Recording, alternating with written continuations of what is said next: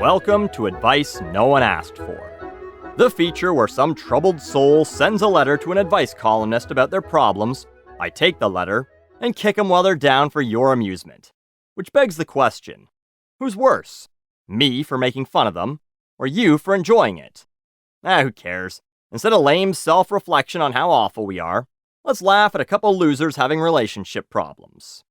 Dear Relic, I'm 25, and my boyfriend is 27.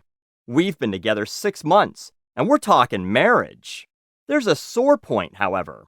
In my iPhoto library on my computer, I have pictures of guy friends and ex-boyfriends. He wants me to delete them all. Is it fair to delete my memories? Isn't he being overly possessive?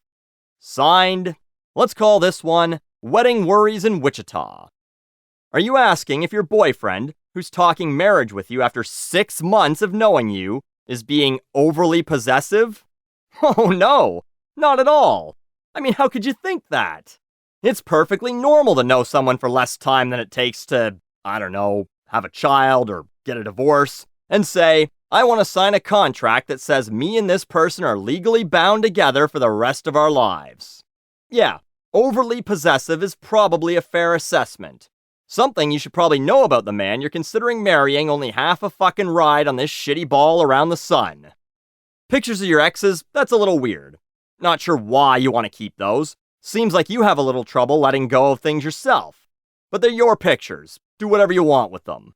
If soon-to-be hubby comes home and finds you 3 knuckles deep in yourself while a shirtless photo of some guy you used to fuck is on your monitor, that's gonna cause some problems. But if you just liked the way your hair looked in it or something, whatever. But the guy friends thing, that's a different story. Here's a question. If you're texting them, your guy friends, and your boyfriend asks who you're texting, do you tell him? Or do you claim it's one of your female friends? How about this one? If one of them invited you out for a drink or dinner, would you let your boyfriend know? Or would you just not say anything? If not, you got some serious trust issues that probably won't be solved with a ring. In fact, they'll be made even worse. And if you do tell him, does he get all shitty about it? If so, probably not a good sign that he's gonna trust you. See, these are things that you learn about someone as you spend more than 6 months with a person. This is the problem. People think, oh, I'll marry this person, and it'll be an adventure. Yeah, it'll be an adventure, all right. It's gonna be a Nazis opening up the Ark of the Covenant kind of adventure. You aren't gonna like what you find in there, and it'll probably just destroy you. Our next question comes from someone who's also got concerns about the man she's been dating. Dear professional bullshit spewer, I have been dating a nice guy for a little over a month. He is sweet and affectionate. The one problem is that he seems to have a negative outlook on marriage and kids.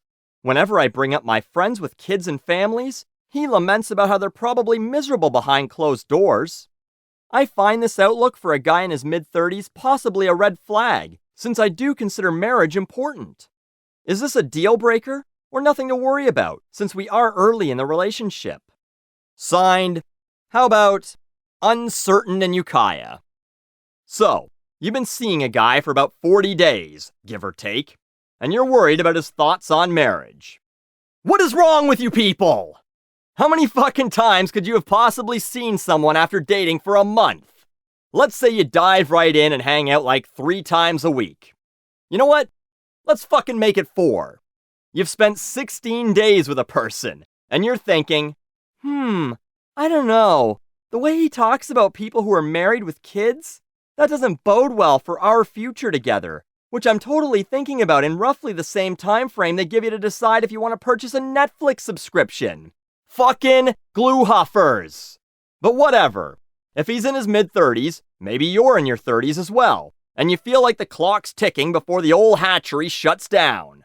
If so, and you don't really want to waste a few months fucking a guy only to find out he doesn't have any interest in putting a ring or a baby on or in you, or anyone for that matter, that's fair. But why are you sending a letter into an advice columnist instead of, asking the fucker? You don't have to scare him away by being like, hey, do you ever want to get married to me? Soon? Maybe? Tomorrow? Now? You just say, hey, every time I bring up my friends, you mentioned that they're probably miserable. Why do you feel that way? And if he's like, because marriage is a death sentence and children are like inviting disgusting pigeons to live in your home to destroy everything you own and give you the plague, then yeah, your goals in life are probably not similar. Or maybe he doesn't think all families are miserable. Maybe he just thinks your particular friends are miserable because they're bad at hiding their misery and he's really perceptive. But I mean, it's probably the first one because, marriage is a death sentence and children are plague birds. But if that's the case, figure it out and move on. Otherwise, you'll be the miserable one as you spend a bunch of time trying to change him because you think it's your last shot. Next thing you know, it's a decade later when you realize it's not going to happen. You break up, and you're in your mid-40s and alone, and the thought of taking care of a teenager at the age of 60 terrifies you, so you just get a dog that you dress up in matching sweaters with and call your fur baby, wishing you'd made different decisions when you still could. Toss that on your Tinder profile and see who swipes right. I'm Buckley, and you're welcome.